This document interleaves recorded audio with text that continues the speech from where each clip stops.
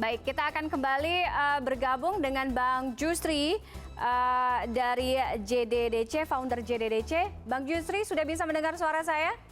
Jelas sekali Mbak Tiffany, selamat sore. Selamat malam Bang Jusri. Oke, Bang Jusri, dari kondisi kecelakaan yang menimpa Vanessa Angel dan keluarga, kita lihat bagaimana kondisi mobil yang ditumpangi ini dalam keadaan ringsek bagian samping dan juga bagian depan, kemudian menewaskan Vanessa dan juga suaminya. 3 korban dilaporkan dalam kondisi selamat namun terluka. Analisa Anda sementara dari kasus kecelakaan ini, Bang Jusri? Oke, seperti biasanya dalam sebuah kecelakaan, walaupun tunggal ataupun tidak ada tunggal, ada 4 faktor utama yang menyebabkan kecelakaan tersebut. Dan bila mana salah satu faktor tadi tidak ideal, maka peluang atau margin keselamatan si pengemudi atau penumpang akan turun. Pertama adalah faktor manusia, kedua faktor kendaraan, 3 faktor lingkungan, dan keempat adalah faktor cuaca. Kita asumsikan ketiga elemen faktor-faktor lain dalam kondisi ideal, maka kita bisa duga ini adalah faktor manusianya. Halo? Halo, iya, saya masih mendengarkan Bang Jusri. Faktor manusianya. Jadi kalau kita melihat di sini dengan kronologis pra kecelakaan, di mana ini perjalanan dari Jakarta dan kejadian di Jombang, maka perjalanan ini telah menempuh sekitar lebih dari 6-7 jam ya. 6-7 jam perjalanan kalau dia ngebut begitu ya. Nah, dalam kondisi ini kalau kita tidak bisa mengatasi masalah fatigue atau keletihan, maka yang terjadi adalah konsentrasi, kemampuan persepsi dari si pengemudi akan menurun. Nah, penyebab keletihan tersebut bisa saja secara dapat digolongkan, Iya. Dapat digolongkan pada 2 kelompok, yaitu satu keletihan yang disebabkan faktor fisik ya. Okay. Kemudian ada keletihan kedua, keletihan mental. Nah, keletihan mental ini kita nggak tahu nih, tidak terlihat, tetapi dia akan mengurangi kemampuan persepsi si pengemudinya. Tapi kalau kita lihat dari perjalanan tadi, ini bisa saja yang utamanya bisa saja keletihan fisik ya. Keletihan fisik yang dialami si pengemudi sehingga kemampuan persepsinya akan menurun. Ketika kemampuan persepsinya menurun, respon dia dalam mencerna sesuatu yang masuk ke indera matanya dan telinganya, ini akan lambat direspon dengan motoriknya dia. Okay. Sehingga sudah pasti dia gampang sekali hilang kendali. Iya. Nah, dari cerita yang ada, kita juga nggak tahu, bisa saja kecelakaan ini disebabkan faktor keletihan mental.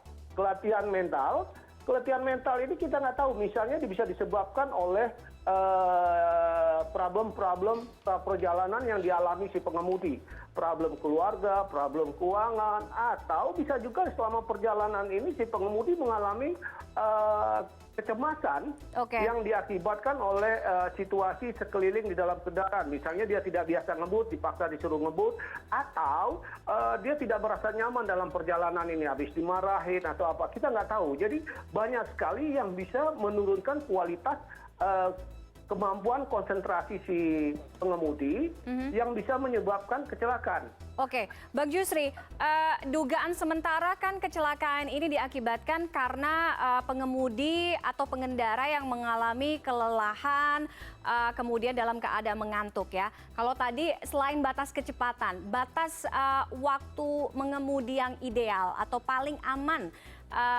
dalam perjalanan jauh berapa lama?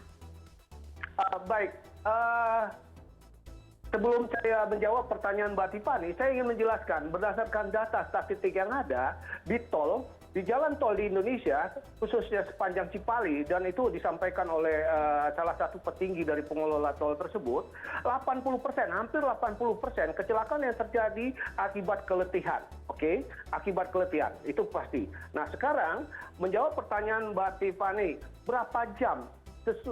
Beberapa jam ini sesuai dengan circadian rhythm atau jam biologis tubuh manusia. Direkomendasi batas mengemudi di tol, maksud saya dalam perjalanan luar kota, itu maksimal 10 jam dengan melaksanakan pola-pola istirahat yang direkomendasikan.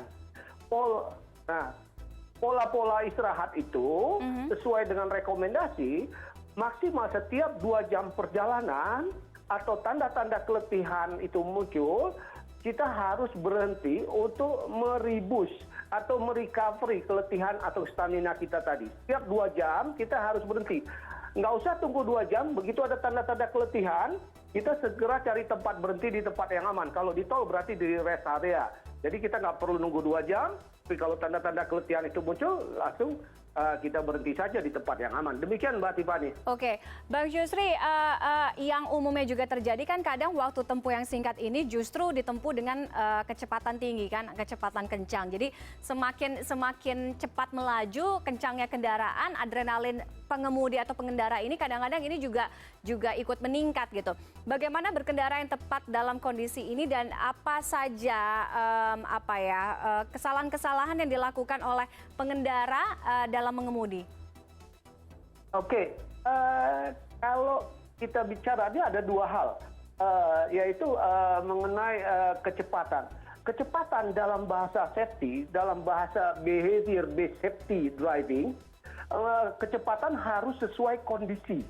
Kondisi ini plural sekali. Kondisi di manusianya, kondisi infrastruktur, kondisi traffic, kondisi cuaca, kondisi kendaraan. Ketika kondisi-kondisi faktor-faktor itu tidak ideal, maka kita harus drive with the condition. Jadi kecepatannya kita harus turunkan. Misalnya, kecepatan maksimal di situ 80 atau 100 katakan, atau 80. Oke? Bukan artinya kita harus 80. Begitu kita mengalami keletihan atau faktor cuaca jelek, maka kecepatan kita harus kita turunkan mungkin di bawah 80 atau 60. Bahkan misalnya ada kecelakaan atau kemacetan yang macet, kita bahkan tidak bisa memenuhi kecepatan yang terpampang di rambu-rambu. Mungkin kita harus menurunkan kecepatan kita sampai batas-batas kecepatan yang sangat-sangat minimal walaupun di tol. Jadi kecepatan harus disesuaikan dengan kondisi.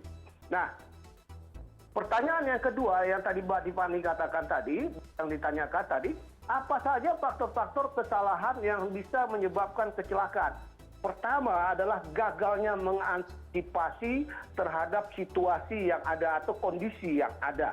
Kadang-kadang pengemudi gagal mengantisipasi ketahanan dia, stamina-nya. Gagal dalam mengantisipasi capability-nya dia.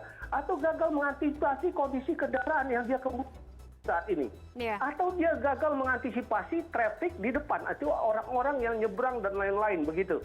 Nah, ini semuanya konsepnya bukan keterampilan, tapi lebih kepada kognitif, kemampuan pengetahuan dia. Orang bisa saja mengemudi bertahun-tahun, tetapi dia belum tentu mengerti. Dia tahu tapi belum tentu mengerti. Dia skillful tetapi dia kompeten. Nah, jadi harus dibangkitkan, diawali dengan pengetahuan. Kita harus sepakat, Mbak, semua, kita terampil. Kalau sudah mengemudi 5-6 tahun, sudah terampil sekali. Tapi pertanyaannya, apakah kita kompeten? Dan ini yang lagi semangatnya dibangun oleh Korlantas Polri untuk memberikan kompetensi kepada para pengguna kendaraan di jalan, hanya berangkat dari keterampilan semata yang berangkat dari kebiasaan, tapi dari kompetensi.